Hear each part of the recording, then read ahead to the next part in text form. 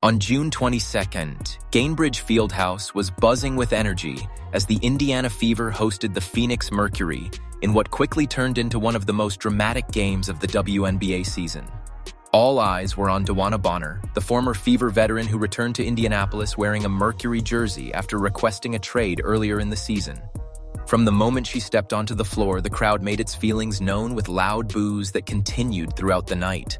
The atmosphere was tense, and it became clear early that this wasn't going to be just another regular season matchup. Bonner and Clark found themselves battling on multiple possessions, exchanging words and physical play, while teammates and officials repeatedly stepped in to separate them. Bonner had joined the Indiana Fever at the beginning of 2025 and appeared in only 9 games before requesting a trade, citing that the fit was not right. Her departure left mixed emotions within the organization and among fans. And when she signed with Phoenix, many Indiana supporters never forgot the way things ended. Throughout the game, Bonner constantly pressured Clark, getting into her personal space and trying to disrupt her rhythm. The Mercury's aggressive defensive style also reminded fans of the previous season, when Indiana dealt with multiple injuries and even had to rely on hardship contracts just to field a complete roster. Whether intentional or not, the physical nature of Phoenix's play had created a rivalry that extended far beyond basketball. The game itself started in disastrous fashion for Indiana. The Fever managed only 6 points in the opening quarter, their lowest first-quarter total in years. Phoenix packed the paint, forced difficult shots, and completely shut down Indiana's offense. Clark missed her first 5 attempts and failed to score in the first 12 minutes, while the Fever shot just 2 for 18 from the field. The Mercury built a commanding 19-6 lead, and it looked as though the game might be over before halftime. Fans inside the arena were frustrated, and the officiating only added to the tension as several close calls seemed to favor Phoenix. During the quarter break, head coach Stephanie White challenged her team to wake up, trust their offense, and continue attacking instead of settling for difficult shots. Clark took that message personally. She entered the second quarter with a completely different mindset and immediately began taking control of the game. Deep three-pointers from well beyond the arc energized both the team and the crowd, while her confidence spread throughout the lineup. Clark scored 15 points in the second quarter alone, leading an incredible offensive explosion that saw Indiana outscore Phoenix 35-22. In just 12 minutes, the Fever erased a 16-point deficit and entered halftime tied, completing one of their most impressive turnarounds of the season. As Indiana's offense came alive, the physical play continued. The defining moment of the night arrived when Alyssa Thomas delivered an elbow that made contact with Clark during a battle for position. Many expected an offensive foul or even a flagrant review against Thomas, but after officials reviewed the play, the foul was instead called on Clark. The decision stunned the crowd, players and commentators alike. Fans erupted in frustration, believing Clark had once again received the wrong end of a controversial whistle. As emotions boiled over, DeWanna Bonner immediately got involved, stepping toward Clark and escalating the confrontation. At that moment, Sophie Cunningham made sure her teammate would not stand alone.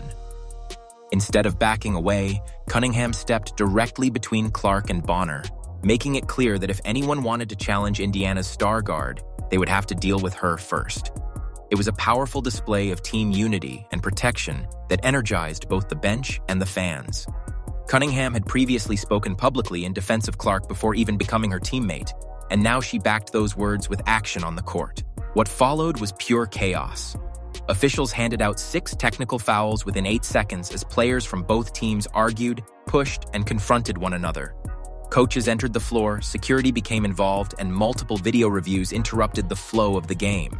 Misha Hines-Allen was eventually ejected, and the fourth quarter became a series of stoppages that felt more like a heated rivalry than a regular season contest. Even after the chaos settled, Clark received another technical foul simply for clapping in frustration after a questionable call, leaving both the crowd and analysts confused by the inconsistency of the officiating. Despite everything happening around her, Clark remained focused on winning. She continued creating opportunities for her teammates while knocking down difficult shots of her own.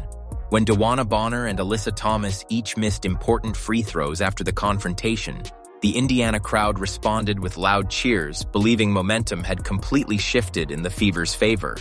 Clark never allowed the distractions to affect her performance, instead using them as motivation to push her team forward. Indiana's supporting cast also played a major role in the comeback. Kelsey Mitchell added 22 points and forced Phoenix to respect another elite scoring option, preventing the Mercury from focusing entirely on Clark. Lexi Hull delivered a perfect shooting performance and connected on both of her three-point attempts, stretching the defense and creating additional space for Indiana's offense.